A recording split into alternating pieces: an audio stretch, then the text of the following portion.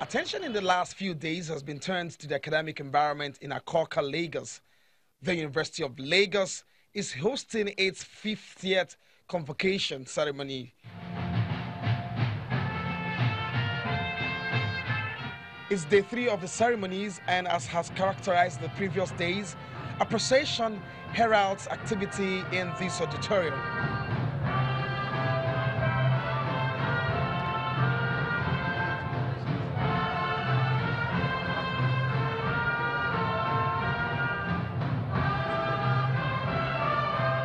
It's an academic gathering that has also attracted respectable members of the society from all walks of life, so works of intellectual capacity are not in short supply.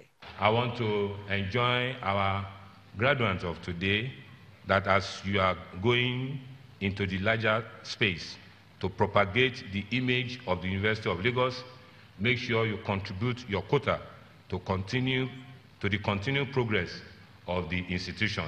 Jayanta Kuma Sirileka. 150 students are awarded their doctorate degree. 2 of them were specially recognized for outstanding academic work. Professor Adekola joined the academic staff of the University of Lagos on October 20, 1977. 2 personalities of the university were also honored for their roles in developing the country. Professor Suleiman Adekola was conferred with emeritus professorship, while elevated to the position of distinguished professor is Dele Olukoya.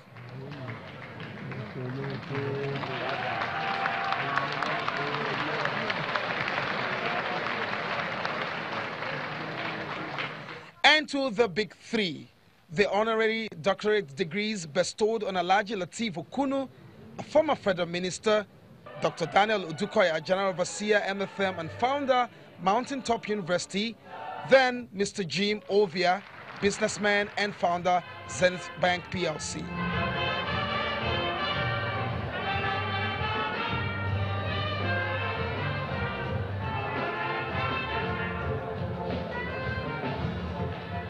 I shall get to my promised land, no matter what the devil will say.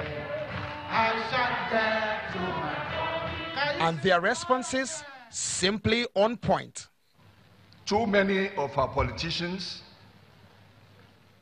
are after money.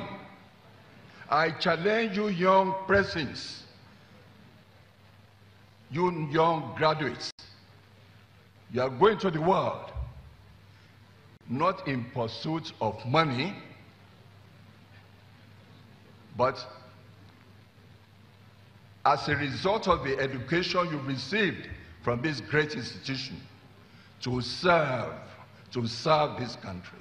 The state of education in Nigeria today requires the intervention of the private sector, borrowing from the Pro-Chancellor's recent remark that the private sector must join hands with the federal government, state government, to support and rebuild universities in Nigeria.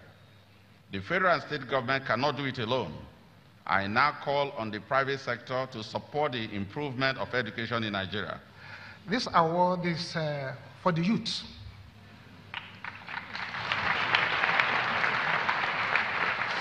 To which I have passionate interest. And I'm happy that government agencies are here. The 150 PhD holders can't be so completely referred without the process of being administered some oath. And stepping out to conduct the process in his capacity as the alumni chairman, Dr. John Momo first stirs the audience in these remarks. Our country needs you.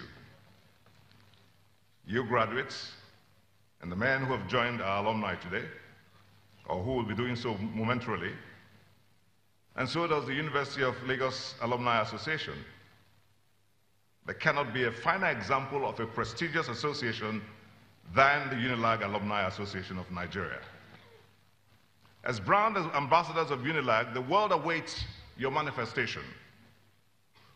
So once again, I ask you, please come and join us and be inspired by the beauty of our mission, our goals, and our objectives, by the power of our ambition, our talent, and our goodwill, and by the endless possibilities before us, so that we can use the knowledge and the expertise you've acquired to help Nigeria and humanity as a whole. Then the oaths. Do solemnly pledge to create value in all my pursuits and endeavors.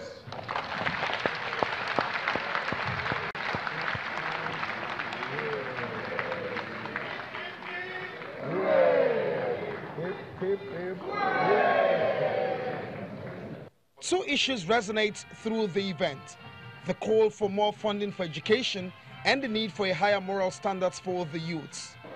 To achieve this, we need more funds. If the government can provide all the funding, so be it.